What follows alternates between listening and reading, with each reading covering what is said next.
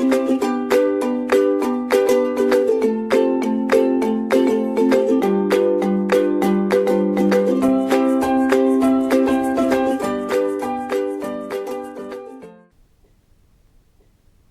everyone, this is Dr. Namika, faculty at Kalgodia College of Engineering and Technology. In today's lecture, we will start Unit 3, that is Introduction to Magnetostatics. So, in magnetostatics is nothing but the branch of physics or engineering in which we study about the charge moving with constant velocity. Charge moving with constant velocity can otherwise known as the DC current. Well, under this topic we will study two important laws, that is Biot-Savart law and Ampere's law. Further, the main and important type of magnetic fields are H and B, where H is the magnetic field intensity, however B is the magnetic flux density. Well, as both the fields H and B, that is magnetic field intensity as well as magnetic flux density, both are vector quantities, so it will have magnitude as well as the direction. So, in order to find the magnitude, we use two laws, that is Biot-Savart law and Ampere's law, and in order to find the direction of these vectors, we use right hand rules. Further, the magnetic field can be generated either by moving charge with constant velocity,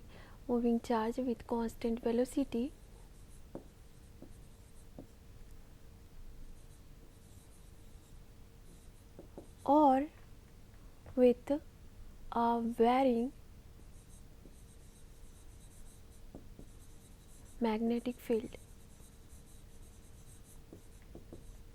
It means that we can generate electric field magnetic field in two ways, that is the first one is either the charge will move with constant velocity, then in surrounding there will be a production of magnetic field. Otherwise, if there will be a varying electric field, then due to time varying electric field, there will be a production of magnetic field. For example, if a charge will move with a constant velocity v, then in surrounding of this moving charge there will be magnetic field H. Alternatively, if there will be a current carrying conductor, suppose this conductor is carrying current I, then in surrounding of this there will be magnetic field H or B. Relationship between H and B are identified with B is equal to mu H, where mu is the permeability, mu is the equal to mu naught and mu r, where mu naught is the permeability at free space, whereas mu r is the relative permeability of the medium. Now, in order to find the direction of these fields, that is H or B, we use right hand rule, in which our thumb of right hand is along the direction of current, and when we curl our finger we get the direction of magnetic field. As for example, if current is flowing in this direction, we will place our thumb in this direction, in the direction of current flowing, and after that curling of our finger will give the direction of magnetic field. It means that the direction of magnetic field will be like this, it will always a closed circle. Now, here as the magnetic field is going inward, so we will write, this is a customary to indicate the direction of magnetic field as it is going inward, so it will be denoted with the help of cross sign. However, in this side, as the magnetic field is coming out of the surface, so it will be denoted with the help of point, because when we see a something current or magnetic field coming outside, we are seeing just a point. However, when the current or magnetic field is going downward, we are seeing only the arrow. So that is identified, represented with the help of cross, and the current or magnetic field coming out of the page is denoted with the help of point. Further, Biot-Savart law and Ampere's law are used to find the magnitude of H or B.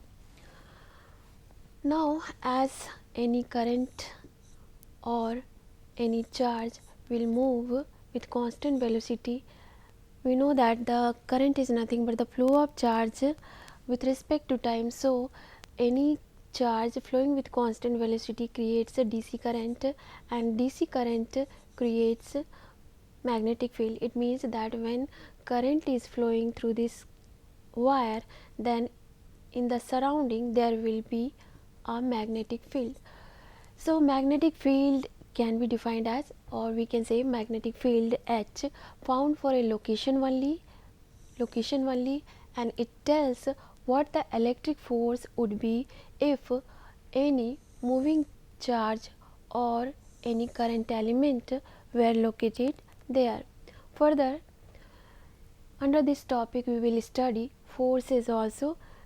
So the forces or magnetic forces are the actual force felt by the moving charge or current element at some location. Both the quantity are vector quantity. As for example, as we have seen that when a charge is moving with a constant velocity, or if there is a current carrying conductor in the surrounding, there will be the presence of magnetic field H.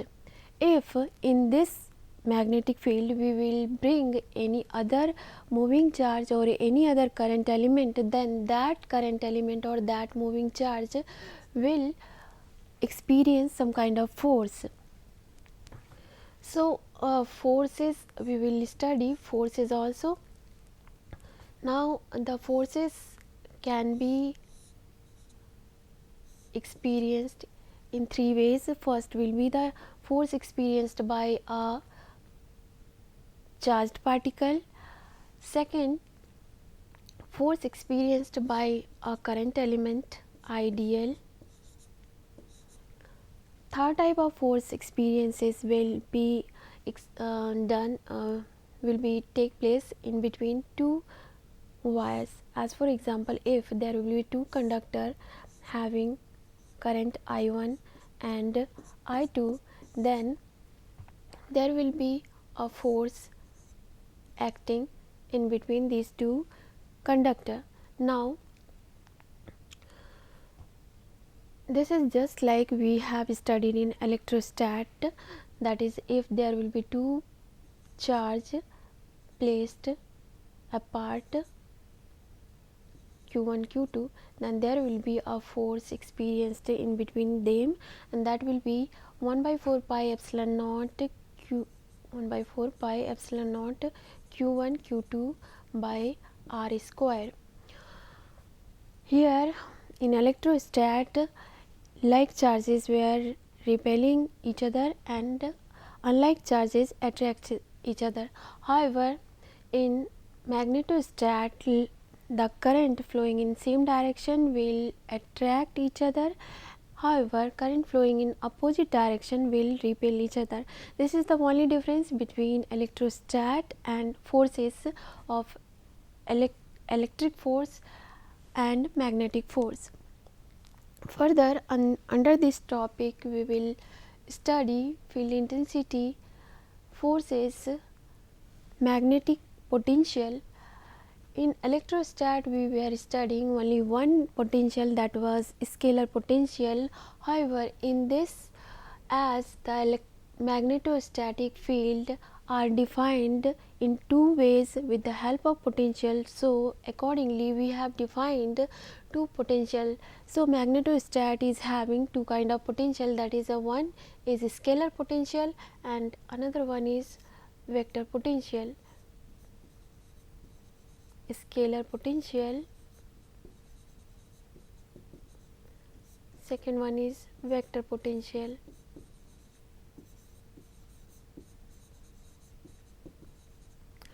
Scalar potential is similar to the electrostatic potential, and it is a very analogous. We have seen that in electrostat voltage and electric field voltage potential is also known as voltage is related with electric field with the equation minus, means potential is the gradient of electric field, that is V is equal to minus del V. In the same way, in magnetostatic also we will define magnetic scalar potential as phi m is equal to V is equal to minus del phi m, where phi m is the magnetic scalar potential. Further, one very important thing is that what is the application of Biot-Savart law and Ampere's law. The main application of Biot-Savart law and Ampere's law is to find electric field at a point due to different current configuration. Now, both the laws are doing same thing. So, what are the differences? Well, Biot-Savart law can be applicable for any kind of situation, any kind of current element. Biot-Savart law says that whenever a conductor will carry a current I, then due to this filamentary wire, magnetic field at a point due to this filamentary wire will be directly proportional to, suppose this is the point P where we need to find H, then we will take a differential length dl. Now, magnetic field due to this differential length will be equal to dH equal to 1 by 4 pi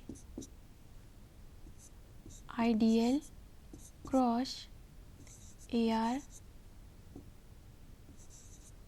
by R square. R is the distance between this current element and this point.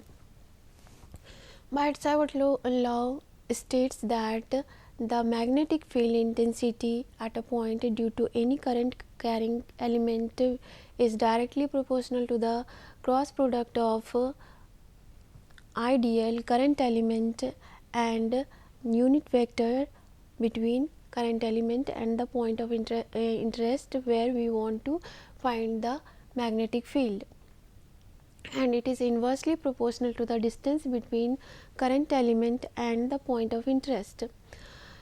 Biot-Savart law is a universal law which is applicable for any kind of current element, any kind of situation, any kind of conductor which is having current. However, Ampere's law are applicable only for the symmetrical system. As for example, here we can see that in magnetostat we are studying mainly two laws, that is Biot-Savart law and Ampere's law. Biot-Savart law, according to Biot-Savart law, dH is equal to 1 by 4 pi I dl cross AR by R square. AR is the unit vector towards the radius vector R. This is in unit vector form. We can change it into distance vector form also, then it will be 1 by 4 pi I dl cross R, we know that AR can be written as R vector divided by magnitude of R. So we can write it as ideal cross R vector divided by R cube. So this is in unit vector form,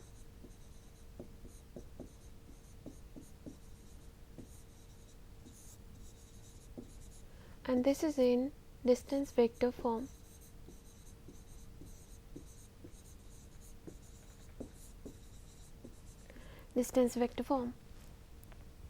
Further, according to Ampere's law states that whenever a current is flowing through any conductor,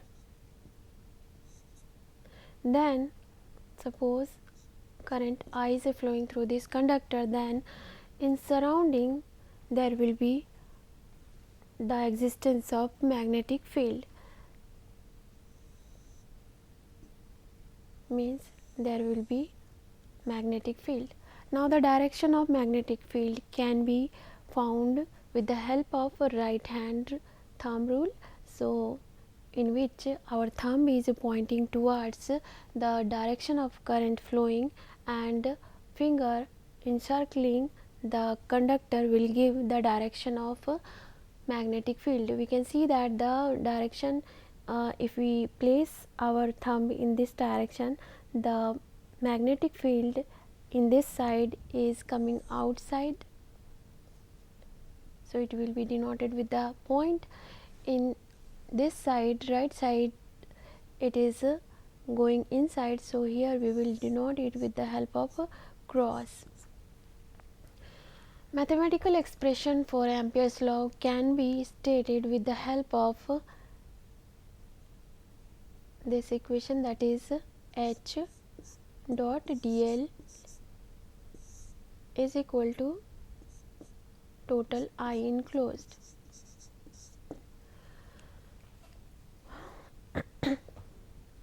Here the current element is ideal, but if the current will flow through any sheet, then we will use KDS, where K is the current density for a sheet. Similarly, if the current will flow through a volume, then we will use JDV, where J is the current density of a volume. Now Biot-Savart law can be used to find magnetic field for various kind of situation, like magnetic field due to circulating charge at center is this much according to Biot-Savart law. Magnetic field due to a moving charge at center can be found with the help of this, and similarly we can find magnetic field due to moving charge at center due to a current carrying wire also. But I mean to say that Biot-Savart law can be used for any kind of situation to find magnetic field. However, Ampere's law can be used to find magnetic field for infinite line charge only, infinite sheet current, or infinite long coaxial transmission line, or for solenoid or toroid. Because all this configuration of current are symmetrical around some axis. As for example, we can use cylindrical coordinate for solving this, which is symmetrical towards its radial distance rho. So Biot-Savart law is used for a symmetrical system. However, Ampere's law is used for symmetrical system. Now current distribution can be done in three ways, that is line current, surface current, and volume current. We know that Biot-Savart law for a differential element can be defined with the help of this equation. Further, it can be extended for line current, surface current and volume current with the help of these formulas, where in the first formula this is IDL, which is the current element, means current flowing through a line, and multiplied by small elementary length dl. Similarly, for surface current distribution, current element will be defined with the help of KdS, where K is the current density of the surface and ds is the surface area of the surface containing current. Similarly, for volume current distribution, we can use this formula in order to find H for Biot-Savart law. Current element for all these kind of current distribution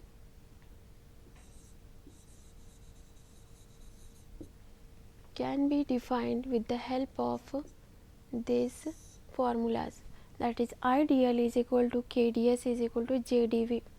Further, it is customary to represent the direction of H or I by small circle with a dot or cross sign depending on whether H or I, here H is the magnetic field intensity and I is the current, whether H or I is out of the paper or into the paper respectively. As for example, this is for H or I out of the paper, however, this is representing H or I inside the paper. Now, as we have discussed that Biot-Savart law and Ampere's law are used to find electric field for different kind of configuration. So, here we are going to find magnetic field at a point P due to a straight filamentary conductor. As for example, we can see that this is the straight filamentary conductor AB,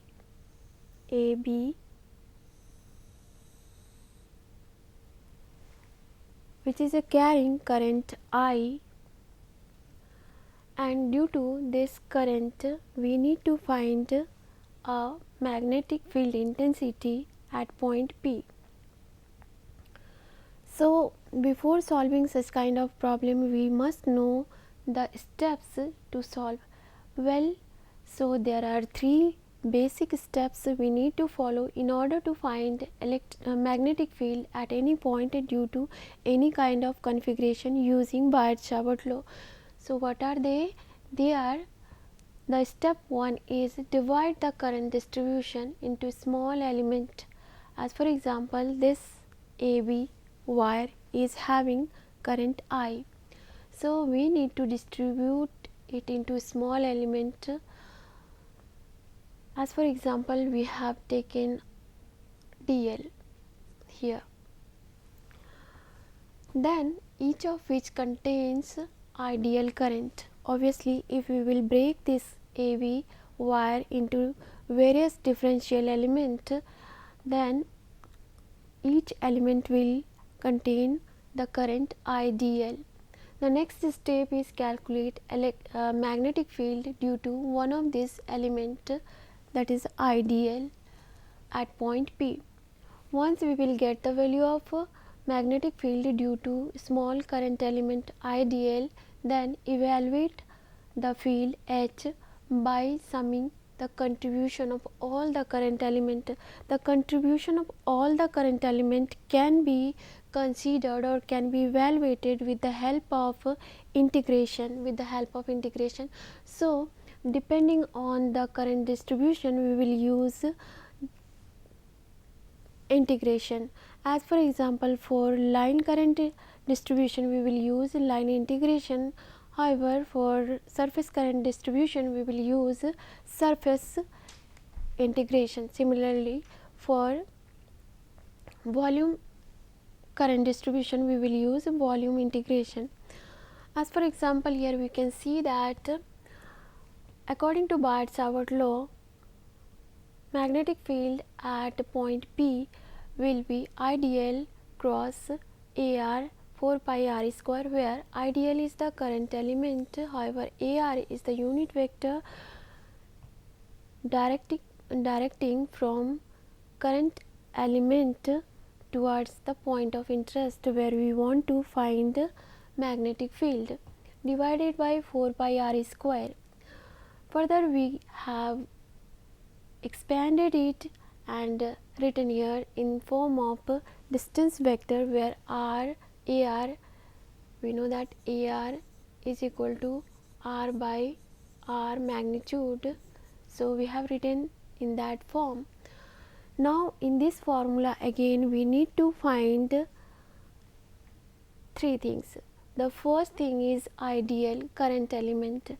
Based on the configuration of current, we will decide what to write here. As for example, as here we are using filamentary straight conductor, so we will use the formula IDL, which is used for the line current. Further, if it would be sheet, then we will use KDS. If it would be any volume, solid conductor or any volume, then we will use JDV. So first point is notice what are the configuration of current. Based on that we will decide ideal. Then we need to decide R. What is R? R is nothing but the distance vector between point of interest and current element. So this is the point of interest P and this is the current element. Suppose we will take the coordinate of this 2 point, then it will be 0. We are taking it in cylindrical coordinate, then it will be rho 0 0, and here as it is on z axis, so the coordinate of current element will be 0 0 z. So final point minus initial point will give rho minus 0 arrow plus 0 minus 0 a phi plus z minus 0 minus z az. After solving this, we can find the value of R as rho a rho minus z az. Now we need to find the value of IDL cross AR. So we are going to find this DL cross R. We know that cross product, if in cylindrical coordinate we are having rho phi z, cross product between a rho and a phi will give az. Cross product between phi and z will give a rho. But here we are having, as the cross product is having cross product between two vector a or b. Suppose if there will be a vector and b vector and cross product, it means that it will be a b sin theta, where theta is the angle between a and b. Here one vector is dl is dz az and other vector r is rho a rho minus z az. After multiplying, after doing the cross product of these two things, we will get az will be 0 because the angle between these two things are 0, so it will finally give the 0, and the cross product of dz and az and a rho will give a phi. So finally we got the value this rho dz and the cross product of az and a rho will give a phi. Now we will put all these things in actual formula dH. Now as we want to find the value of dH for AB complete length, so we need to integrate it over the length AB. So we have kept all this value from equation 1, 2, 3 in A, and finally we got the value like this. Now in order to solve this, we need to let z as rho cot theta, then dz, after differentiating both sides, we will get dz is equal to minus rho cosec square alpha d alpha. Further, if we will put the value of rho square and z square is already we have supposed that z is equal to rho cot alpha. If we will solve this, we will get rho square plus z square to the power 3 by 2 as this one. Alternatively also we can find the value of r. This is the nothing but the r. Here we can see rho is the perpendicular distance between the point of interest and the axis, extended axis on which electric wire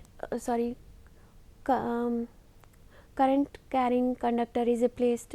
So this is the perpendicular distance. Rho is the perpendicular distance between IDL and point P.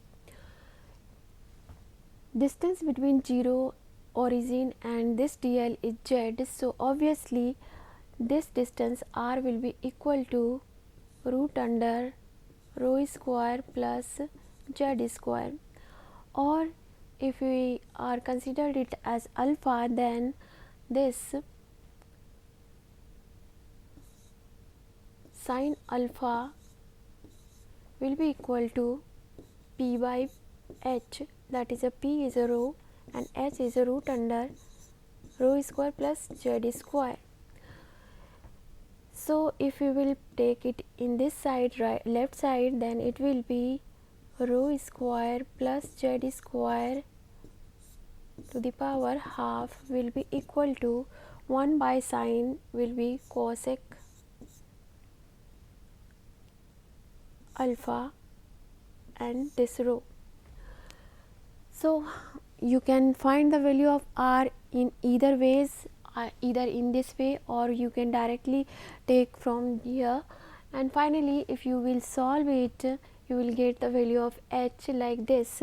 Further, based on this is the general case for the finite current carrying conductor, but this expression is generally applicable for any straight filamentary conductor. The conductor need not to lie on the z axis. Here you can see that the conductor is lied on z axis, but it's not necessary. The concept will be same, but we can put the conductor on any axis. Based on we need to decide alpha and alpha 1, alpha 2. So this is applicable for any kind of straight current carrying conductor irrespective of the length of the wire and the point of interest. Further, there are three cases, means this finite wire can be semi-infinite or infinite. If it will be semi-infinite, then the point A will be at 0 0, however the point B will be 0 0 and infinity. In that case, alpha 1 is this one, this will be 90 degree, however alpha 2 will be 0 degree. If we will put the value of alpha 1 and alpha 2 as 90 and 0, we will get the value of h as this one. Further, for infinite length, both the alpha 1 and alpha 2, alpha 2 will be 0, and if we will extend this up to infinity, alpha 1 will be 180 degree. If we will put the value of alpha 1 and alpha 2 as minus 180 degree and 0 degree, then we will get the value of cos alpha 2 as 1 and cos alpha 1 as minus 1. Finally, it will be 2, cancelling out with 4, it will give the value as this much. So in this way we have seen how to find the value of H, that is magnetic field intensity due to a straight filamentary wire. Now this is the magnitude. The direction unit vector can be obtained with the help of this formula, where AL is the unit vector along line current and arrow is the unit vector along the perpendicular line from the line current to the field point. So in this lecture we have seen how to find the value of what is the Biot-Savart law, what is the Ampere's law, and where to use Biot-Savart law and where to use Ampere's law. Apart from that, we have seen the application of Biot-Savart law in order to find the magnetic field at a point due to finite current carrying conductor. Further, we have seen three special cases also, that if the wire will be semi infinite, then what will be the magnetic field at a point, and if the wire will be infinite length, then what will be the magnetic field at a point. So this is all for today's class. In next class we will see the application of Ampere's law. Thank you so much.